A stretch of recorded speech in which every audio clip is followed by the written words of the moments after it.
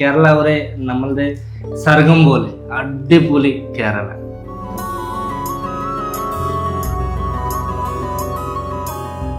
ആ ഒരു മാരേജ് എങ്ങനെയായിരുന്നു? മാരേജ് പറഞ്ഞാല്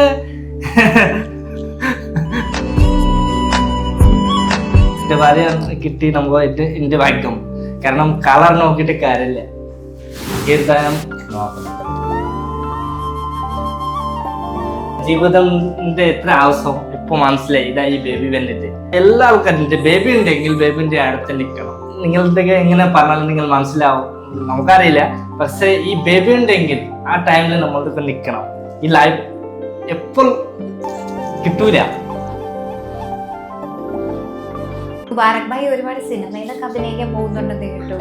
അതെ, നിങ്ങളുടെ സപ്പോർട്ടില്, നമ്മളുടെ സുഹൃത്തുക്കളുടെ സപ്പോർട്ടില് സിനിമ 2 സിനിമ ചെയ്ത് ധൂമേക്കെത്തു.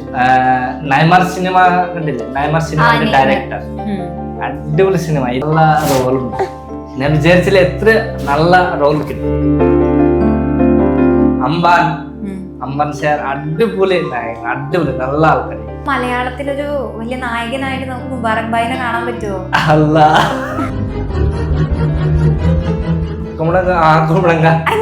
കുമ്പളങ്ങ ഇടും, കുമ്പളങ്ങാട്ടും ആണോ? കുമ്പളങ്ങാട്ടും പിന്നെ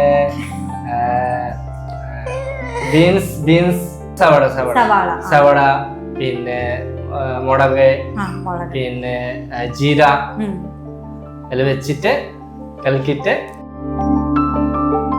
hi all, welcome to B for please Malayalam. This is Sanna. ഇന്ന് നമ്മുടെ കൂടെ ജോയിൻ ചെയ്തിരിക്കുന്നത് മലയാളികളുടെ സ്വന്തമായി മാറിയ ബംഗാളിൽ നിന്ന് വന്ന നമ്മുടെ സ്വന്തം ഇൻഫ്ലുവൻസർ മുബാറക് ഭായ് ആൻഡ് ഫാമിലിയാണ്.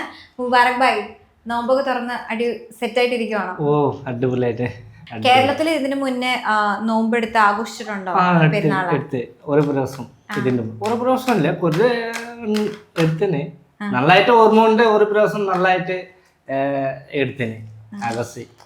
അപ്പൊ വാവ ഉണ്ടായി കഴിഞ്ഞിട്ട് ആദ്യത്തെ ഇന്റർവ്യൂ അല്ലേ ഇത്? അതെ, രാജാവ് വന്നിട്ട് ആദ്യമായിട്ട് ഫാമിലി ആയിട്ടുള്ള ആദ്യത്തെ ഇന്റർവ്യൂ ആണ്. അപ്പൊ ആക്ച്വലി ഇവര് എന്നാ നാട്ടിലേക്ക് വന്നത് വാവയൊക്കെ ഉണ്ടായി കഴിഞ്ഞിട്ട്? ഇതാ നാട്ടിൽ പോയി. അവിടെ പോയിട്ട് പ്രസവം കഴിഞ്ഞിട്ട് ഇവിടെ തന്നെ ഇവിടെ വന്നിട്ട് 6 മാസമായി നമ്മുടെ ഫാമിലി കൂട്ടിട്ട് വന്നിട്ട്. അപ്പൊ ആദ്യത്തെ ബേബി ഉണ്ടായത് അവിടെ വെച്ചല്ലേ? അവിടെ തന്നെ. അപ്പം അവിടെ വെച്ചുണ്ടായി. പിന്നെ ഇവിടെ വന്നപ്പം ആ ഒരു പ്രൈമറി കാര്യങ്ങളൊക്കെ എങ്ങനെയാ അഡ്ജസ്റ്റ് ചെയ്തത്? കുറച്ച് ബുദ്ധിമുട്ടുണ്ടായിന്. ഇപ്പൊ റെഡിയായി, ഇപ്പൊ അടിപൊളിയായിട്ട് നിൽക്കുന്നുണ്ട്, ഒരു പ്രോബ്ലം ഇല്ലേ.